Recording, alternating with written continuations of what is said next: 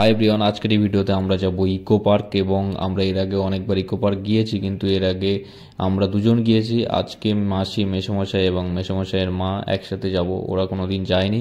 এবং আজকে সানডে ছিল, তো আমরা ভাবলাম সানডেটাকে ইউটিলাইজ করা যাক। আজকে একটা ফ্রি টাইম আছে, তো সানডের টাইমে রাস্তা অনেকটাই ফাঁকা থাকে। তো আমরা যশোর রোডে চলে এসেছি, এয়ারপোর্টের রোড ধরে আমরা নিউ টাউনের দিকে যাব। তো অলমোস্ট আমরা এয়ারপোর্টের কাছাকাছি চলে এসেছি। আর এখানে আমার ড্রাইভিং করতে খুবই ভালো লাগছিল, যেহেতু রোড আজকে পুরো ক্লিন আছে। তো স্ট্রেস ফ্রি ড্রাইভিং করা যায় যখন রোড ক্লিন থাকে। আর রোডে যখন জ্যাম থাকে তখন ড্রাইভিং করতে একটু ডিফিকাল্টি লাগে, আর বিশেষ করে যখন জ্যাম হয়। সো আমরা কথা বলতে বলতে চলে এসেছি অনেকটা এয়ারপোর্টের কাছে, এবং এখান থেকে লেফট সাইড টার্ন নিলে আমরা এয়ারপোর্টের রাস্তায় চলে আসবো। এটা হচ্ছে এয়ারপোর্টের রোড, এবং এখান থেকে সোজা গেলে লেফট সাইড দিয়ে টার্ন নিলে আপনি টার্মিনালে পৌঁছে যেতে পারবেন, যেখান থেকে আপনি এয়ারপোর্টে এন্ট্রি করার জন্য এই যে লেফট সাইডের রাস্তাটা, এটা দিয়ে সোজা গেলেই যেতে পারবেন। এবং আমরা তার সামনে ঠিক একটু আগিয়ে গিয়ে নিউ টাউনের রাস্তাটা ধরেছি, বিশ্ব বাংলা সরণি। এটা দিয়ে সোজা গিয়ে আমাদেরকে লেফট সাইডে টার্ন নিতে হবে। এবং এই যে রোডটা যাচ্ছে, এই রোডটা দিয়ে আপনি বিশ্ব বাংলা গেট এবং নিউ টাউন, এবং এখান থেকে সাউথের দিকেও যেতে চাইলে বাইপাস হয়ে আপনি যেতে পারেন। তো আমরা অলমোস্ট চলে এসেছি ইকো পার্কের কাছে। এটা একটা গেট, এবং আমরা এই গেটটা দিয়ে ভিতরে যাব, গাড়িটাকে পার্ক করব, অ্যান্ড পার্ক করে দেন আমরা ভিতরে যাব। সো আমরা চলে এসেছি, গাড়িটা পার্ক করব, এখানে ফাঁকা আছে একটা, এবং এখানে চার্জেবল পার্কিং। তবে আপনার খুবই কম প্রাইসে আপনি এখানে পার্ক করে ভিতরে যেতে পারবেন। এবং আমরা গাড়ি পার্ক করে ভিতরে চলে এসেছি। এসেই ঢুকতেই আমার এই ফুলগুলো দেখে খুবই ভালো লাগছিল, এবং নানান রকমের ফুল এখানে ছিল, তো আমি সেগুলোর ভিডিও করছিলাম। তো খুবই ভালো লাগছে, এটাকে স্লো মোশন করে দিলে আরোই ভালো লাগতো। তো আমরা এখান থেকে যাব, এবং এই যে বিশ্ব বাংলা হাট যেটা আছে, এখানে সামনেই টিকিট কাউন্টার আছে। এখানে টিকিট কাউন্টারে টিকিট কাটবো, এবং পার পার্সন 30 রুপিস টিকিট কেটে আমরা ভিতরে চলে এসেছি।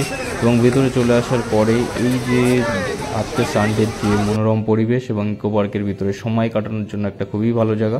তারই মধ্যে আমরা যাব যে পিরামিড বা মিশরের যে স্মৃতিগুলো এখানে তুলে ধরা আছে, বা তাজমহল আর্টিফিশিয়ালি যেগুলো আছে, সেগুলো আমরা টিকিট কেটে এখানে চলে এসেছি। পার পার্সন এখানে 30 রুপিস করে নেয়, এবং আমরা এখানে টিকিট কেটে চলে এসেছি।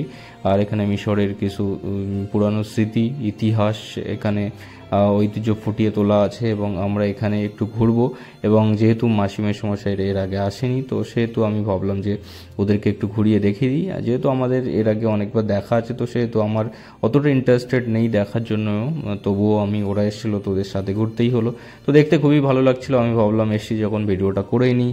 অ্যান্ড ভিডিও করতে করতে অনেকটা সময় হয়ে গেছে এর ভিতরে দেখতে দেখতে। তো আমরা বাইরে চলে আসলাম, এবং বাইরে চলে আসার পরে এখানে যীশু খ্রিস্টের একটা স্ট্যাচু ছিল, এবং আমরা এখানে ফটো উঠলাম। ওঠার পরে আমরা যাব আর্টিফিশিয়ালি, এখানে মমি আছে। অ্যান্ড দেন এগুলো দেখার পরে আমরা যাব তাজমহল, যেটা দিল্লির আগ্রাতে আছে, বাট এটা আগ্রাতে নয়, এটা আমাদের নিউ টাউনের ভিতরে।